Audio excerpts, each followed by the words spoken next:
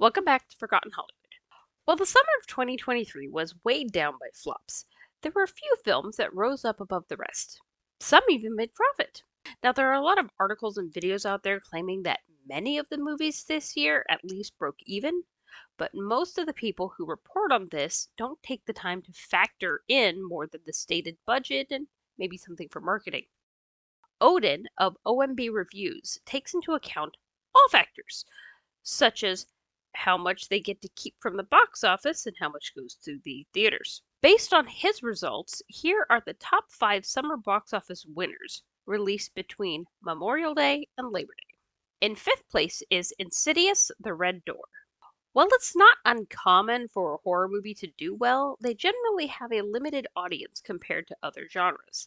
However, this one was able to make an impressive $87.7 million of profit to date. While I haven't seen this chapter, I have watched a few of the other ones. And the key to the success of these films seems to lie in two things. The first is their use of camera tricks over CGI, making things look scary rather than cartoony. Personally, I love this because it takes me back to older movies before computers when everything was a practical effect. And this ties into the second thing, which is their low budgets. It's easier to break even when you are careful with your costs. The filmmakers here were smart.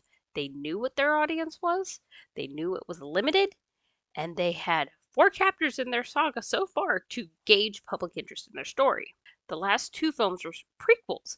This one is a continuation of the first 2 films. They must be doing something right because in the age of franchise fatigue, they're still holding their own. In 4th place, we have The Sound of Freedom. This is the most controversial film on this list. It was a breakout hit this summer, soaring past expectations and adversity to make a substantial profit of 91.7 million. And the number may keep increasing due to the film's international success. By all accounts, this film should have done little more than break even. It was distributed by a comparatively small studio with no marketing budget to speak of, but the message was something that resonated with people, and the word of mouth soon had theaters full. The media didn't like the film for their own reasons and tried to encourage people not to see it. This resulted in a few people skipping, and I believe more people going because classic psychology, the more you forbid someone to do something, the more desirable it becomes. Spend time with a toddler. You'll see what I mean. The casting of Jim Caviezel didn't hurt either, and in the end, it was a perfect storm of media attention that brought this film out of obscurity and placed it among the top box office leaders. In 3rd place is Spider Man Across the Spider Verse.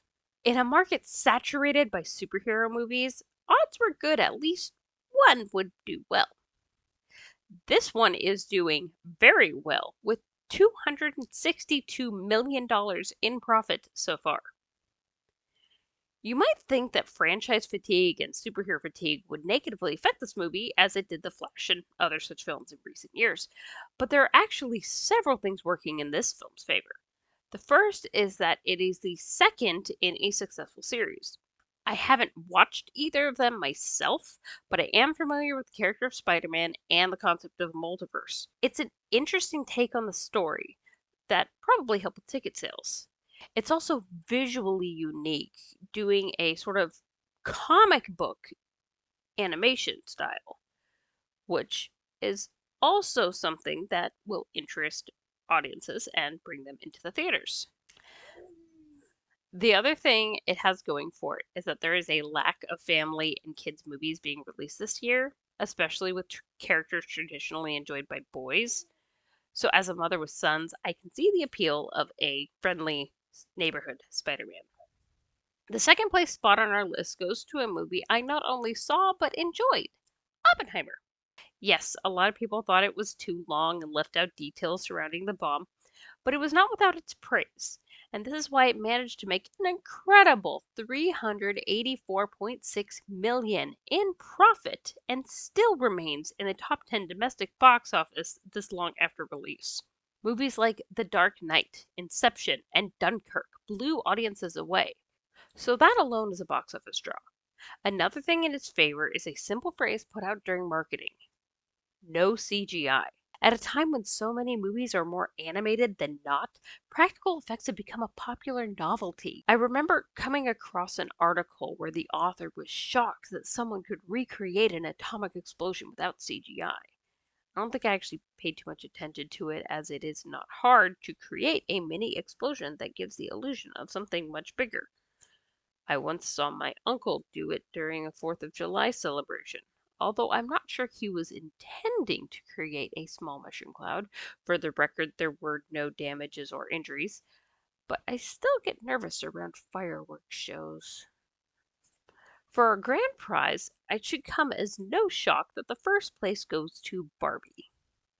This toy-centric movie surprised its fans and critics alike when it managed to pull in a whopping $624.1 million in profit alone, and that's just at the point of this recording.